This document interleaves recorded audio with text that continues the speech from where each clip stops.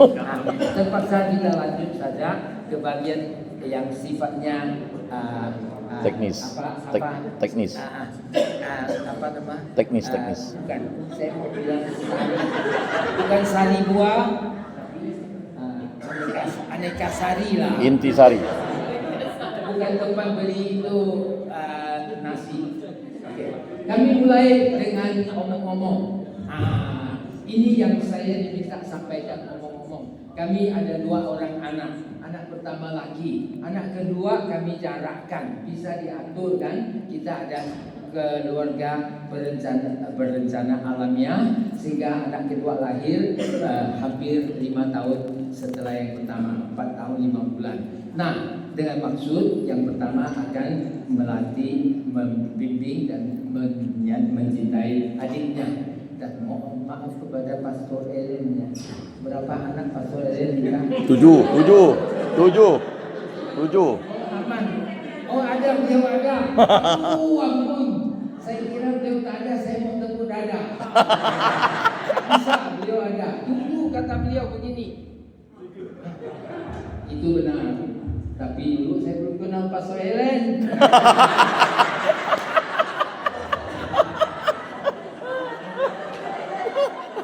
Kita maaf tidak mengerjain, kita makin kenal makin sayang kan. Pastor tahun 68 tahun 77 pastor di pendidikan atau sudah pastor? Tahun 1977 pastor SD kelas sekian. Kami berdua udah kawin. 1 Januari 1977 Pastor Marius yang memilihkan tanggal itu. Pastor ikut campur. Kenapa Pastor itu baik? Dia bilang hari itu seluruh dunia memperingati hari perkawinan kalian. Benar ya? Betul kan? Betul. Pasti libur kan Pak? Nyaman kami. Tiap 1 Januari nyaman lah pokoknya.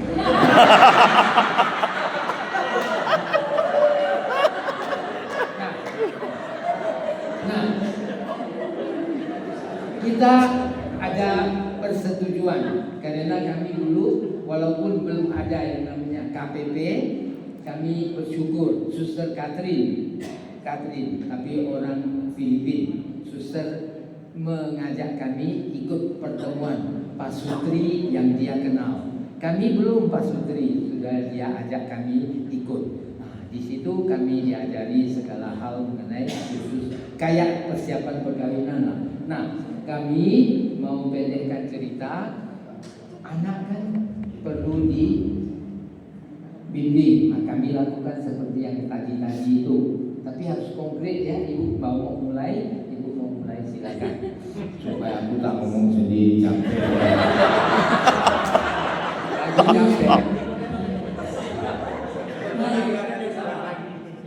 Saya mau cerita pada awal-awal pernikahan kami, sering kami ke Jakarta karena orang tua dari pasangan dan saudara-saudaranya berada di Jakarta. Jadi setiap liburan kami tentu ke Jakarta untuk mengunjungi orang tua dan saudara-saudara. Nah, pada waktu itu di Jakarta, tempat yang suka kami kunjungi adalah toko buku. Nah, ditunjukkan oleh Roh Kudus, saya membeli buku-buku yang berkaitan dengan mendidik anak dan buku-buku bacaan cerita untuk anak. Besarnya waktu itu kecil, buku yang kecil-kecil, kira-kira seperempat, satu buahnya seperempat dari buku ini. Terima kasih Pak. Nah, saya borong buku itu dan juga satu buku yang sangat mendukung dan saya sudah praktekkan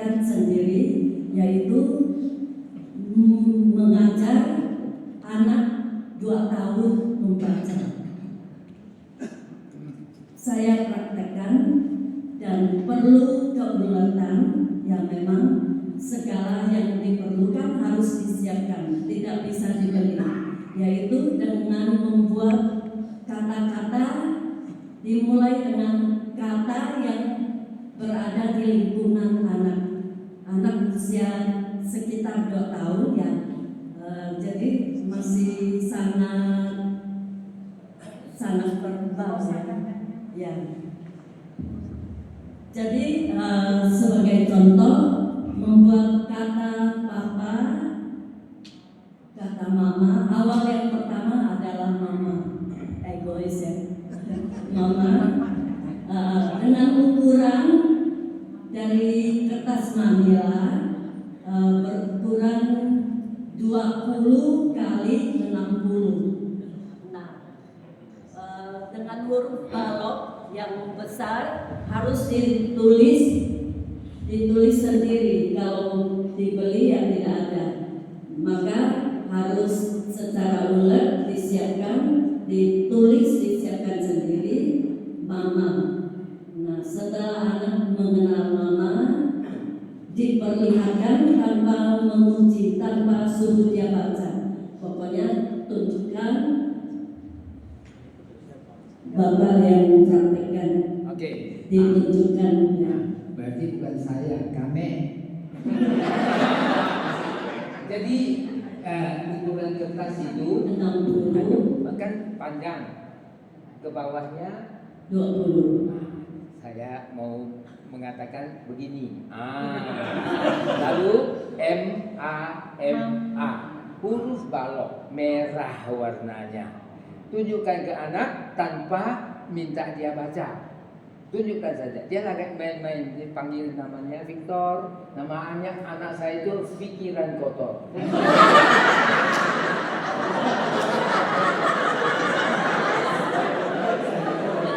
Jadi begitu, langsung tak mau hidup.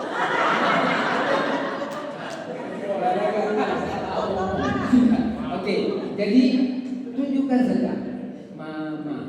Udah, sebab dia udah kenal mama kan? Mama, udah simpan.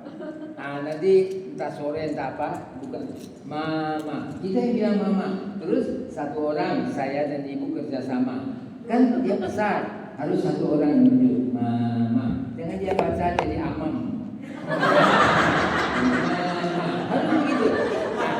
Ya, ini praktik subuhan. Terus nanti ulangi.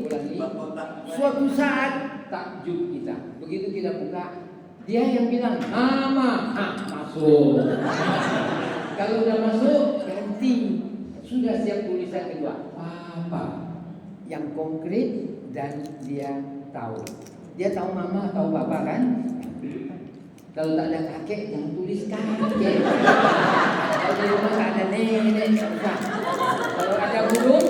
Nah, jadi tak peduli dia itu berapa huruf, bukan bicara huruf. Ini global. Nah, dan seterusnya akhirnya kertasnya makin ke tulisannya berubah jadi hitam. Kemudian berubah lagi pakai huruf kecil. Begitu. Nanti kalau yang perlukan petunjuk atau katakanlah maaf pengalaman kami boleh, tapi sayang bukunya dipinjam oleh guru-guru. Buku bergilir, akhirnya tak tahu di mana.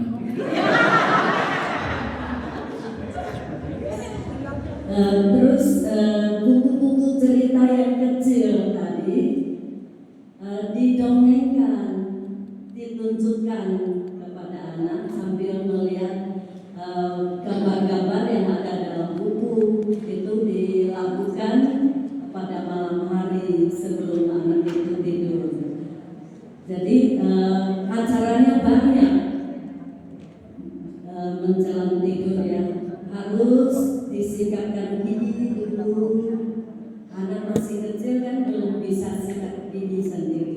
Ya kita ayah ibunya yang mengikatkan.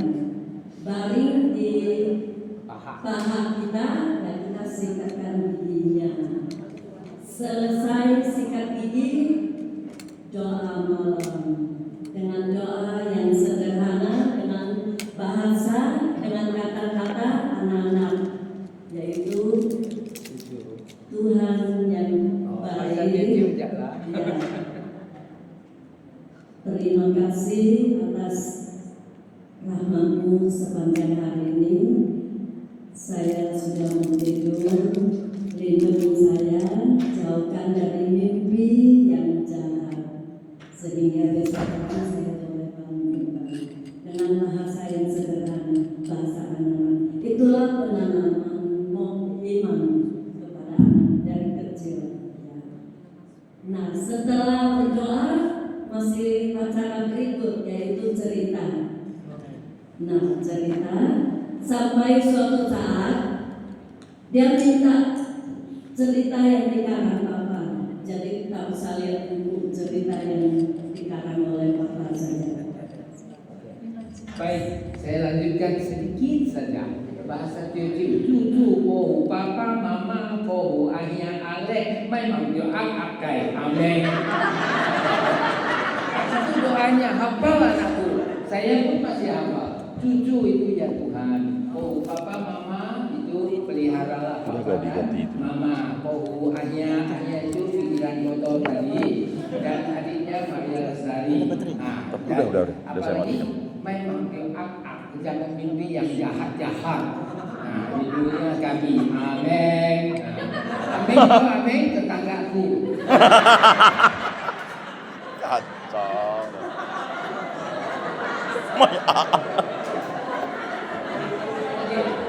Baik. Pendampingan anak tadi ada dengar pendampingan. Saya dan istri itu kan tak punya mobil. Bagaimana kami pergi-pergi? Kan pendampingi kan? Ya udah di depan si kecil, saya di nomor 2, nomor 3 si Victor, nomor 4 ibu. Sampai pastornya bilang tak boleh, dan sebagainya. Tapi saya mau katakan pendampingan yang satu ini saya dan Victor berdua saja. Tahu nggak Idul Adha? Harus cerita hari raya apa? Kita cerita. Umat Islam itu mempersembahkan ada berupa dia sempat nanya kok bukan domba tapi kambing dan sapi. Saya ditanya terus, dan dia bilang mau lihat. Bagus kan dia sudah ada ide. Saya pun pakai motor berdua pergi ke Masjid Mujahidin. Jelas benar penyembelihannya. Dan semua diikat kan. Lalu apa? Dia lihat semua itu. Tapi kita sudah bilang memang itu sembelihan korban. Pulang ke rumah tidak tunggu, dia suruh saya jadi sapi. Oh.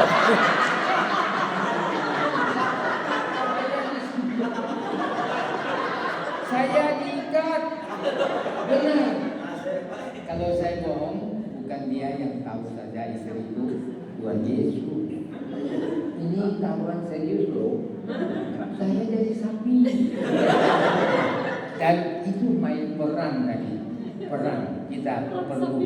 Nah, begitulah sehingga anak itu mempunyai wawasan yang makin bertambah.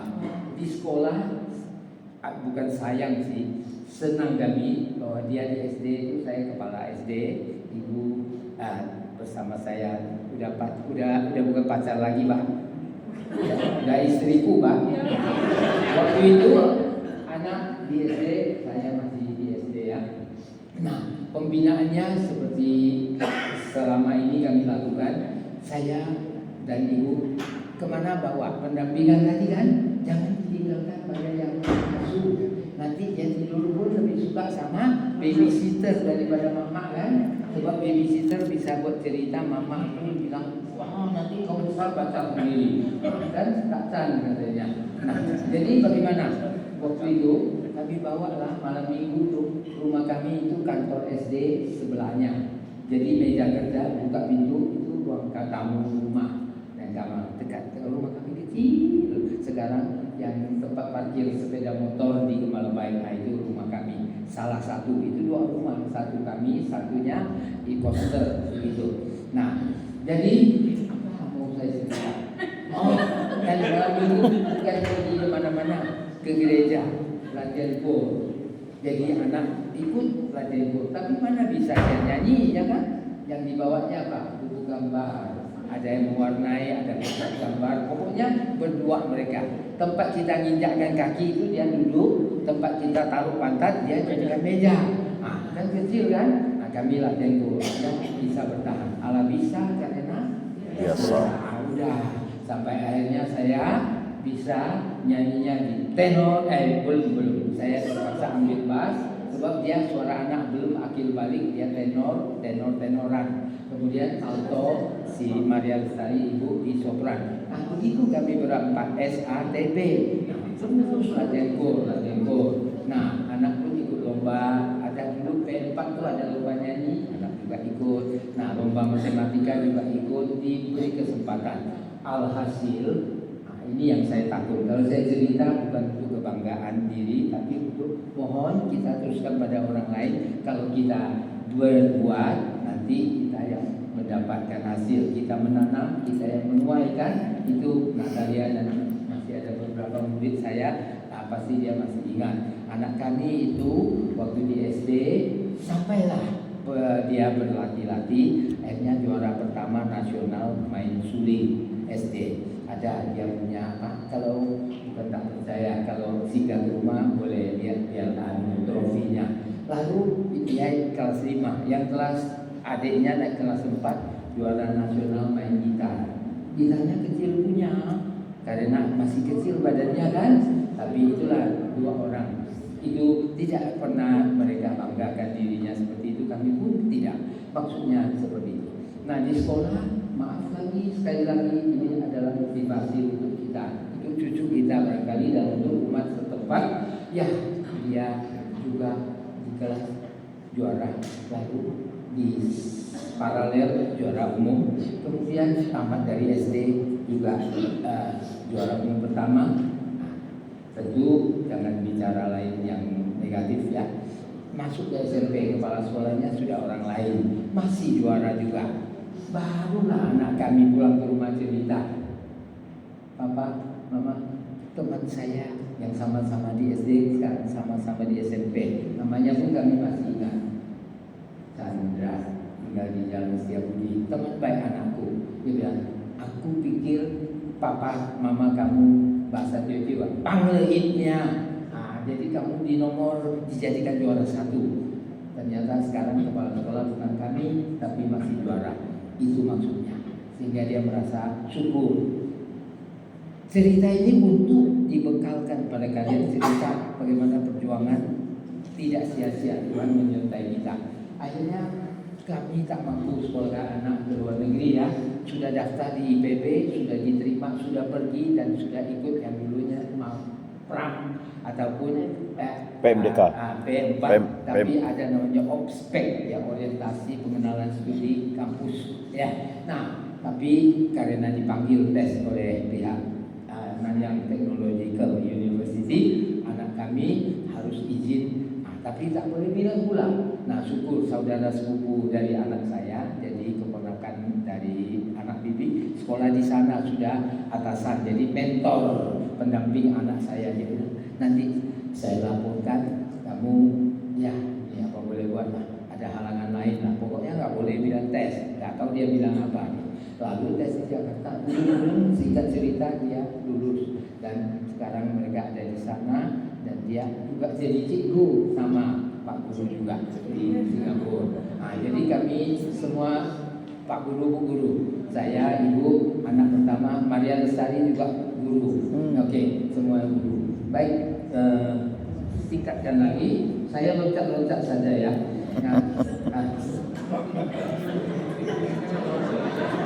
Loncat-loncat. Oh iya. Ada dulu permintaan kami dengan Pak Moderator, mengapa kemarin boleh di atas 30, hari ini tak boleh makan? Boleh. Nanti teman kami pasti bisa koordinasi ke sana. Pernah juga kami ke sini rekoleksi, tapi justru yang makanannya belum siap. Nah, kemarin juga suster ada bilang kalau 12 belum siap, 12.30 ya. Suster bilang, boleh enggak terus sedikit? Tunggu nih. Jadi Oke. Dengan halo. Hai hai. Halo, halo. Tadi cerita anak, sekarang cerita cucu dong. Ah. Apa yang telah kami tanam dapat kami tuai. Sekarang syukur pada Allah karena teladan kita bisa kita berikan kepada anak kami. Punya 2 anak juga, kebetulan sama juga, laki yang besar dan yang kecil itu perempuan, dan mereka diperlakukan seperti kami lakukan. Sikat gigi pun dia lakukan, cerita pun dia, sampai akhirnya di sana kan tempat tinggal kan tidak luas kan, flat ya. Buku-bukunya saya sedih, mau minta tak berani bilang. Dia sudah sumbangkan, baik juga kan? Ya bukunya banyak, lebih banyak dari kami. Itu dipakai untuk apa yang kami lakukan, dia lakukan tadi. Dan syukur, sudah sekarang dia berkembang. Tapi berkembang bisa nanti berhenti. Seperti anak kami yang juara gitar, sekarang dia enggak, dia hanya suka di vokal. 12 kita lulus dalam nama Bapa dan Putra dan Roh Kudus. Amin. Maria diberi kabar oleh malaikat Tuhan. Maka ia mengandung dari Roh Kudus. Salam Maria, penuh rahmat Tuhan sertamu. Terpujilah engkau di antara wanita, dan terpujilah buah tubuhmu Yesus. Santa Maria, Bunda Allah, doakanlah kami yang berdosa ini, sekarang dan waktu kami mati. Amin. Aku ini hamba Tuhan, terjadilah padaku menurut perkataanmu. Salam Maria, penuh rahmat Tuhan sertamu. Terpujilah engkau di antara wanita, dan terpujilah buah tubuhmu Yesus. Santa Maria, Bunda Allah, doakanlah kami yang berdosa ini, sekarang dan waktu kami mati. Amin.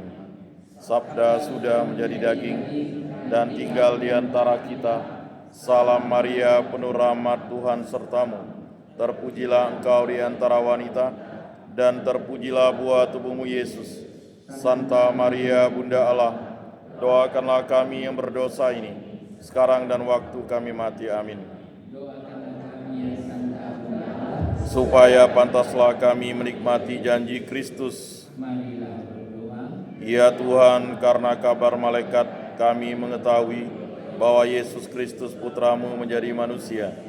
Kami mohon curahkanlah rahmat-Mu ke dalam hati kami, supaya berkat sengsara dan salibnya, kami dibawa kepada kebangkitan yang mulia oleh Kristus Tuhan kami. Amin.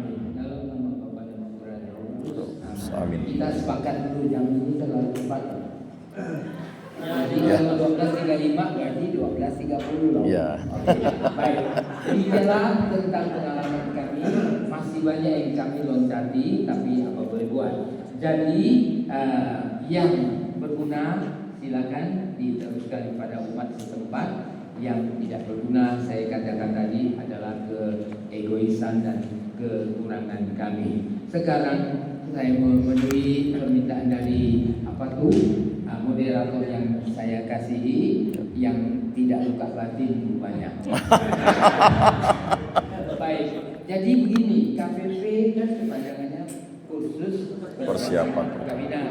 Pastor kami ada di sini, saya harus bicara baik-baik karena beliau adalah Ketua Komisi Keluarga. Pak Sutri Herman Elianfi adalah Wakil Ketua Komisi Keluarga Kabupaten Agung Pontianak. Kami selalu taat pada hierarki. Jadi apa kata toke? Toke kami itu Pastor Ellen. Nah, hati-hati loh ngomong. Tapi ngomong yang benar pasti beliau terima. Oke, kami di KPP tadi bilang sekian. Nah, itu ada Pak Pius, ada Nelly dan teman-teman. Kami waktu kami menyerah terimakan itu angkatan ke 157 atau 160-an. Sekarang berapa? Bukan. Sekarang jangan 16. Yang lama kalian tak tahu ya. Bukan. Sebelumnya kami 160-an. Oh. Angkatannya banyak. 160. Kami sudah mulai di tahun 1999 akhir. Nah, lalu kemudian almarhum Pak Kunadi melihat kami dan seperti itulah pastor yang disuruh menilai siapa. Ini Pak Kunadi menilai bagaimana sepak terjang kami. Akhirnya kami bukan disepak, kami lalu malah disuruh menggantikannya. Nah, begitu dia. Oke, KPP sendiri tujuannya kalian sudah tahu adalah merupakan persiapan menjelang perkawinan. Hati-hati, persiapan untuk menjadi baptisan baru kan lama, katekumenan. Tadi Pastor masih mengatakan atau kemarin bahwa katekumenan itu yang boleh dikatakan rata-rata bisa 9 bulan, kecuali gurunya rajin tiap-tiap hari berikan pelajaran sehingga bisa lebih cepat. Nah, untuk pernikahan itu ada pendampingan yang dari lingkungan. Kita belum sanggup. Idealnya di tiap lingkungan ada pendamping keluarga, yaitu pasutri yang kehidupannya boleh menjadi teladan dan hidupnya oke, dan dia akan mendampingi anak. Kemudian remaja, maksudnya anak bukan anak dia lagi, anak lingkungan, remaja lingkungan, muda-mudi lingkungan, pacaran mereka, baru ke kursus persiapan perkawinan. Dan kursus itu menjadi satu jenjang yang cukup lama. Sudahlah, pastor kita sudah memberitahu kalian, beliau kan yang juga taat pada uskup. Memang dikatakan sikon kita tidak sama, situasi kondisi tidak cukup, sikontol kita. Situasi Kondisi toleransi. Karena sikon maka kita tol. Toleransi sehingga diizinkan, tapi ada minimumnya. Minimum diminta, teman-teman, diminta serius. Tepas itu kan kalian tak tahu. Sangka tepas itu nama binatang apa? Tepas Pak, tapi tak enak didengar ya tepas ya. Itu temu, pas itu pastores, temu pastores itu semua pastor. Nah, yang administrator tertinggi duduk bersama kita, Pastor Barses, Pastor. Untuk urusan yang tepas itu, pastor sangat berperanan di sana karena pengatur dan segalanya beliau. Dan beliau itu sangat rajin. Bayangkan, kami datang berkumpul jam 10 hari Jumat, beliau pun dengan Pastor tidak nolak pertemuan demikian. Kita berikan aplaus. Kedua pastor ini sepenuh hati melaksanakan. Teman-teman, SKK di tempat tadi saya ada dengar satu yang mengatakan di kota masih perlu lagi mohon pendampingan. Saya langsung menjawab, pasti Pastor Ellen setuju. Oke, akan diberikan pendampingan. Bahkan selalu Pastor bilang, silakan kalau dari KPP dimanapun perlu bersedia menerima kami hadir untuk dia atau mungkin ikut membantu mengajar, menyampaikan materi, bukan saja di kota tapi luar kota, kami tetap bersedia karena Keuskupan Agung Pontianak komisi keluarganya bukan untuk boneka-bonekaan, tapi sungguh kami mau bekerja untuk kesejahteraan keluarga kami. Oke, jadi materi yang diberikan jangan teori. Kalau komunikasi keluarga diincar, mana keluarga yang bisa diminta untuk menyampaikan pengalaman rahasia bagaimana mereka bisa bertahan sekian lama. Oke, saya bertanya matematika ya. Tahun 1 Januari 77, kemudian 1 Januari 2025, berapa tahun tuh? Cepat benar? 40. Hitung dulu. 48. 1977 sampai dengan 48 tahun. Kelihatan banyak guru matematika. 48. 2 tahun lagi kami perkawinan emas. Nah,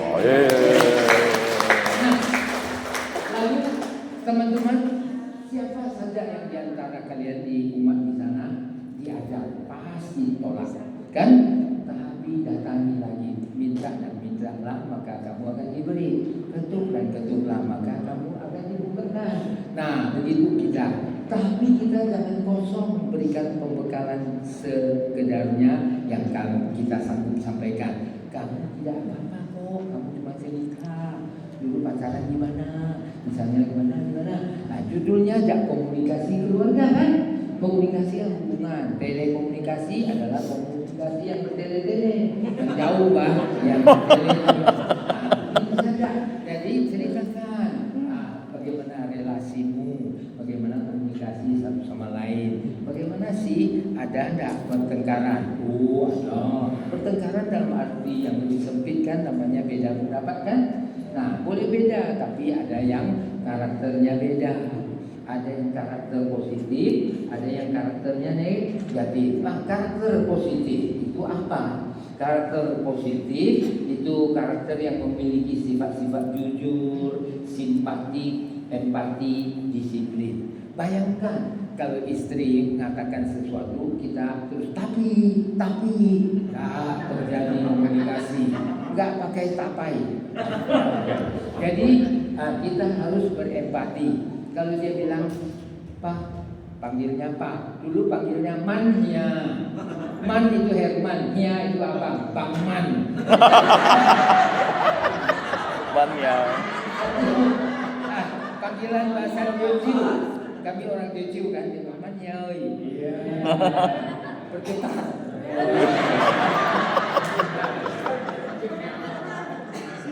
Dulu bergetar, sekarang dipanggil berdebuk.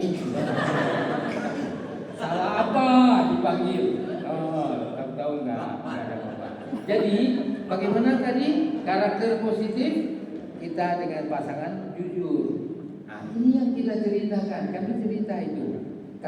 Saya, ya dulu kan terbatas ya, tapi sempat juga harus ngeles kan, berikan les. Nah, jangan pula udah dapat les, tapi uang les itu dipakai sendiri, nggak disetor, tapi ngomongnya, mah tuh ayah mama dari itu.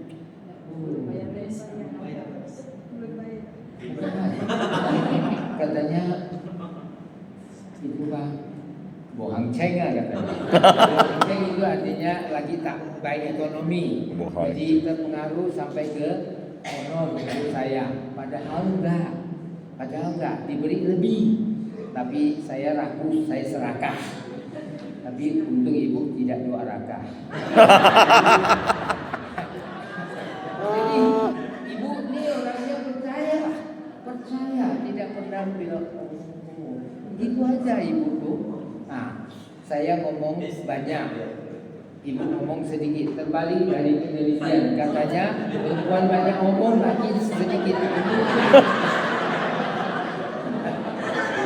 Jadi, apa ya?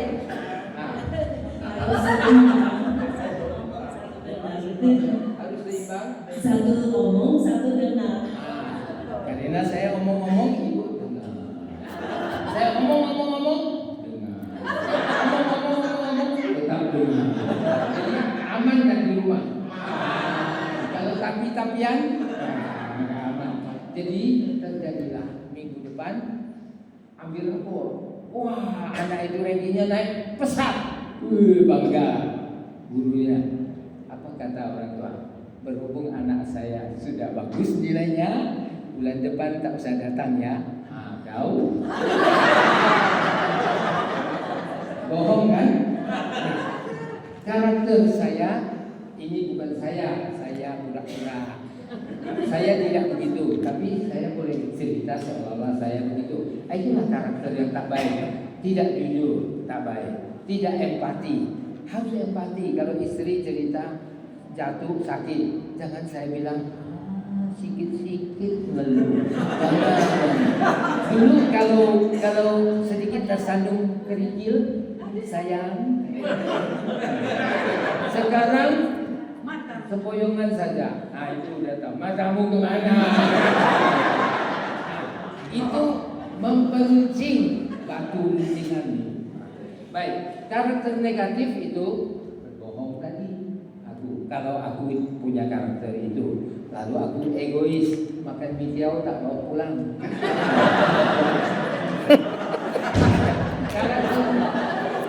Karakter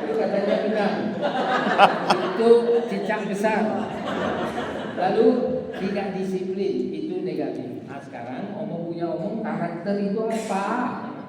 Karakter adalah sekumpulan sifat, sekumpulan nilai, dan sekumpulan perilaku yang dimiliki seseorang dan mempengaruhi cara orang itu berinteraksi dengan orang lain dan lingkungan sekitar. Nah, persoalannya, orang suka mengatakan karakter saya memang begitu, seolah-olah tak bisa diubah lagi. Orang lain dimintanya agar memakluminya, padahal karakter dapat terbentuk, dapat dibentuk melalui pengalaman dia dengan siapapun. Tadi komunikasi, saya bicara komunikasi loh. Kemudian melalui pendidikan dan lingkungan. Jadi jangan bilang karakter aku memang begitu, maklum dong. Jangan.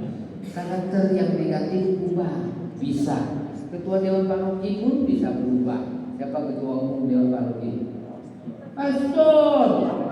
Maaf, berani ngomong asal bicara kebenaran. Pastor paling bagus, saya paling suka. Pastor Barses kemarin bilang apa? Saya orangnya terus terang. Jadi kan bicara tentang bagaimana kebersamaan dalam biara. Bagaimana? Sudah tahu si itu frater itu pergi ngajar apa? Kategumen, masa enggak disiapkan mangkok kecil untuk makanannya, betul enggak? Itu pastor telah menyampaikan hal yang positif. Nah, karakter orang-orang yang dia tak ada pajo habiskan. Baik, tadi KPP yang memberi tentang komunikasi Keluarga. Harusnya tidak perlu komunikasi itu asal dari kata communication. Teori tak usah. Datang langsung bilang kami menikah kapan, lalu selama ini kami tidak tiap hari baik-baik. Itu lain cerita, itu komunikasi keluarga. Sekarang ekonomi rumah tangga, beliau itu disuruh praktik mencoba menyusun anggaran pendapatan dan belanja keluarga. Kalau APBN, anggaran pendapatan dan belanja negara. Kalau APBK, anggaran pendapatan dan belanja keluarga. Nah, sebulan ke depan tuh kamu buat sebentar. Saya dan ibu tak usah buat, Pak Pius dan istri tak usah buat, karena sudah mengalami dan sudah bisa mengatur dengan aman. Tapi keluarga baru sering terjadi masalah. Apa kata suami? Hah? Udah habis uang jajan? Gimana sih kamu? Kan sumber pecahnya terjadinya konflik, Tengkaran. marah-marah, istri bilang, udah bulan depan kamu yang belanja. Nah, apa kata suami? Iyalah, aku yang belanja. Wih, so benar. Tahu-tahu suami yang belanja itu lebih celaka. Kenapa? Kenapa? Istri itu bagus dia. Waktu dia mau belanja, sebenarnya capek kan sedikit dia perlu. Dia lihat di bawah ada cabai, ini tak baik, tak pakai lagi ya. Dia ambil aja udah, nggak usah beli. Ada lagi yang lebih lucu. Dia kan mau belanja. Si suami itu begonya tahu asam kan perlu sedikit. Yang jual tuh tahu ini bapak bego nih. Dia langsung tanya, Pak mau berapa kilo? Oh bapak ini pikir kalau gitu memang aku jual sekilo. Tapi orang itu masih baik hati lah jual. Setengah kilo cukup Pak?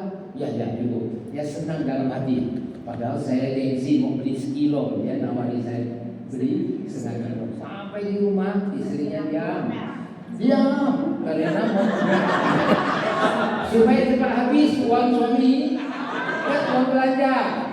Kan dia bilang istri habiskannya dalam sebulan sudah habis.